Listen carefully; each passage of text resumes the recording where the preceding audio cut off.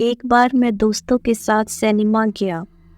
9 سے 12 بجے کا شو دیکھا اور سب دوست سینما سے باہر نکل آئے کہ دسمبر کا مہینہ تھا اور سردی بہت ہی زیادہ تھی۔ دھند اتنی شدید تھی کہ حد نکاح صرف 10 قدم ہی رہ گئی تھی۔ میں نے کہا، ارے یار، اب تو بائک بھی کچھوے کی رفتار سے چلانی پڑے گی۔ دوستوں نے کہا، یار کوئی بات نہیں، اب گھر تو جانا ہی ہے نا، ویسے بھی ہم یہاں رک کر دھند ختم ہونے کا انتظار تھوڑی نہ کریں گے۔ اس کے بعد ہم سب نے اپنی اپنی بائک سٹارٹ کی اور وہاں سے ایک ساتھ گھر کی طرف چل دیے۔ ابھی کچھ ہی دور گئے تھے کہ ایک دوست بولا، یار سڑک بالکل خالی ہے، ریس لگاتے ہیں۔ میں نے کہا، یار دھند کی وجہ سے کچھ نظر تو آ نہیں رہا، تو ایسے میں ریس کیسی؟ تمہیں نہیں لگتا کہ ہمیں اس وقت بہت احتیاط سے جانا چاہیے؟ تبھی میرے دوسرے دوست نے کہا، ارے ہم سب لوگ لگاتے ہیں نا ریس، اس کو آرام آرام سے آنے دو۔ اتنے میں ایک دوست نے کہا، چلو تو پھر شروع کرتے ہیں۔ سب نے اپنے اپنی بائکس کی سپیڈ تیز کر لی اور دیکھتے ہی دیکھتے دھند میں غائب ہو گئی۔ میں نے عام سی جیکٹ پہن رکھی تھی اور میں نے ہاتھوں میں دستانے بھی نہیں پہنے ہوئے تھے، جس کی وجہ سے میرے ہاتھ پوری طرح سردی سے ٹھر گئے تھے۔ مجھے بہت ہی زیادہ ٹھنڈ لگ رہی تھی، اس وجہ سے میں نے اپنی بائک کی سپیڈ آہستہ ہی رکھی۔ اب پوری سڑک ویران تھی اور میں اکیلا ہی اس سڑک پر پاگلوں کی طرح جا رہا تھا۔ اب میں بہت پریشان ہو رہا تھا کیونکہ سڑک پر بہت سناٹا تھا۔ بہت ہی دیر بعد کوئی ایک آدھ گاڑی یا بائک پاس سے گزر جاتی، اس کے بعد سڑک پھر سے ویران ہو جاتی۔ میں چپ چاپ بس چلتا رہا۔ میں چلتے چلتے ایک موڑ پر جا کر رک گیا۔ یہ ایک شارٹ کٹ راستہ تھا۔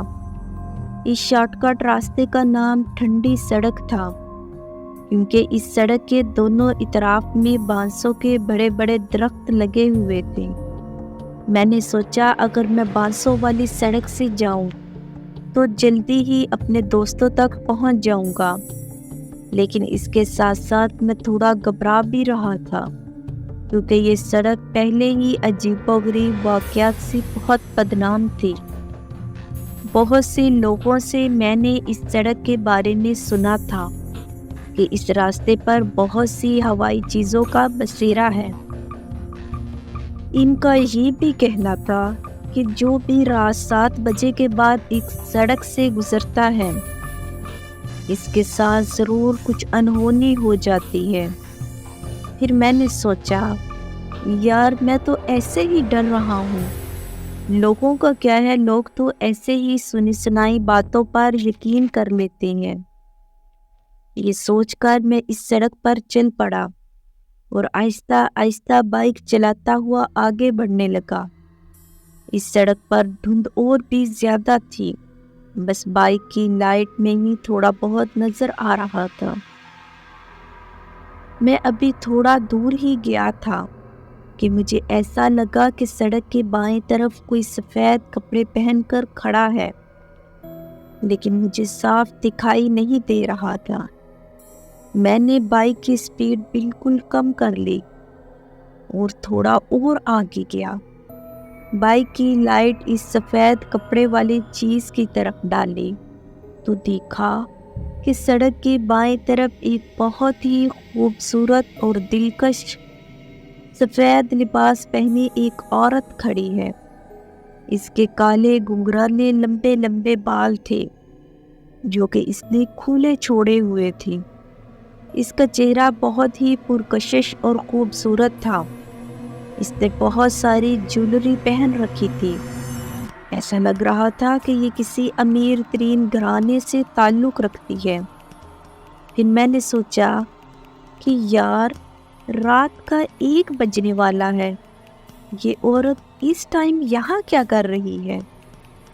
جب اس کے اور میرے بیچ صرف 10 قدم کا فاصلہ رہ گیا تو میں نے بائک سڑک کی دائیں طرف کھڑی کر لی، جبکہ وہ سڑک کی بائیں طرف ہی کھڑی تھی۔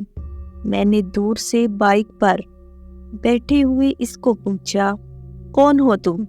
اس نے مجھے کوئی جواب نہیں دیا۔ میں نے سوچا شاید اس کو میری آواز سنائی نہیں دی۔ میں نے 4 قدم بائک اور آگے لے لی اور پھر تھوڑا اونچی آواز میں کہا، کون ہو تم اور یہاں کیا کر رہی ہو؟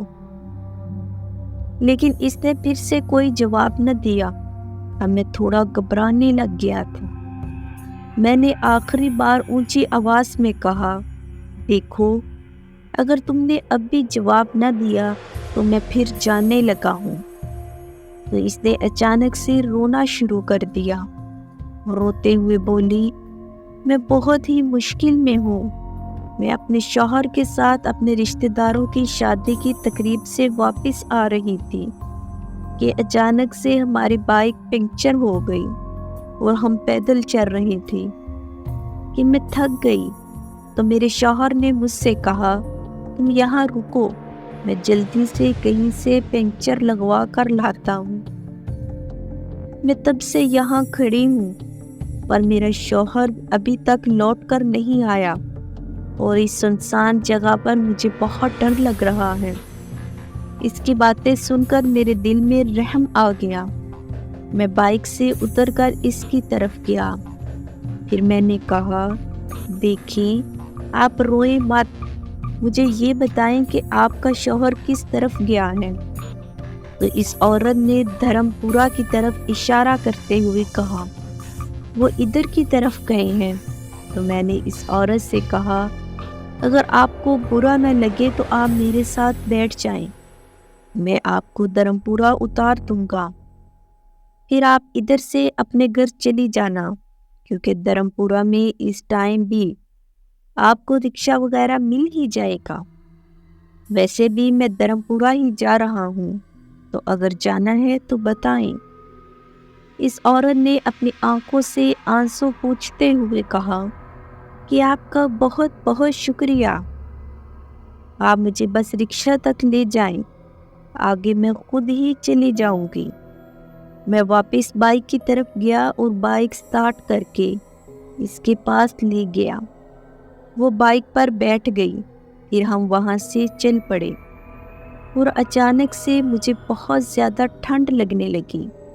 میں کانپتے ہوئے بائک چلا رہا تھا۔ ہم دونوں بالکل خاموش تھے، لیکن میں بہت خوش تھا کہ میرے ساتھ بہت ہی خوبصورت عورت بیٹھی ہوئی ہے۔ ایسے میں اس سے دوستی کرنے کا موقع بھی مل جائے گا۔ تو میں نے سوچا کہ اس سے کوئی بات چیت ہی کر لو۔ میں نے اس کو اپنے بارے میں بتایا اور پھر اس کے بارے میں پوچھا، لیکن وہ خاموشی سے بیٹھی رہی۔ اس نے مجھ سے کوئی بات نہیں کی۔ تو میں کچھ دیر کے لیے واپس چپ ہو گیا اور خاموشی سے بائک چلاتا رہا۔ اور تھوڑی دیر کے بعد میں نے اس سے پوچھا، آپ کا نام کیا ہے اور آپ کہاں رہتی ہو؟ لیکن اس نے کوئی جواب نہیں دیا۔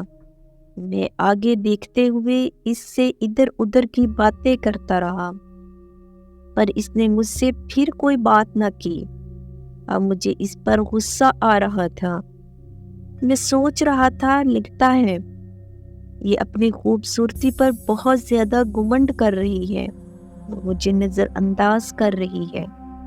میں نے کہا، دیکھو، میں نہیں جانتا کہ تم میری بات کا جواب کیوں نہیں دے رہی، لیکن کچھ تو بات کریں۔ تبھی کسی نے مجھے خوفناک آواز میں غصے سے کہا، چپ چاپ آگے دیکھ کر چلو ورنہ پچھتاؤ گے۔ میں چونک گیا اور اب میں تھوڑا سا ڈرنے لگا، کیونکہ میں سوچ رہا تھا کہ کہیں یہ غصے میں آ کر میرے اوپر کسی قسم کا الزام نہ لگا دے۔ لیکن میں نے پیچھے نہیں دیکھا۔ میں نے بائک تیز کر لی، پر وہ سڑک ختم ہی نہیں ہو رہی تھی۔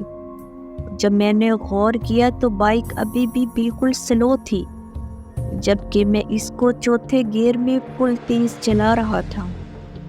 ایسا لگ رہا تھا کہ جیسے بائک پر کسی نے بہت زیادہ وزن رکھ دیا ہو، کہ اتنے میں میرے پیچھے سے زور زور سے سانس لینے کی آواز سنائی دینے لگی، جیسے کوئی میرے کان کے پاس ہی کوئی تیزی سے سانس لے رہا ہے۔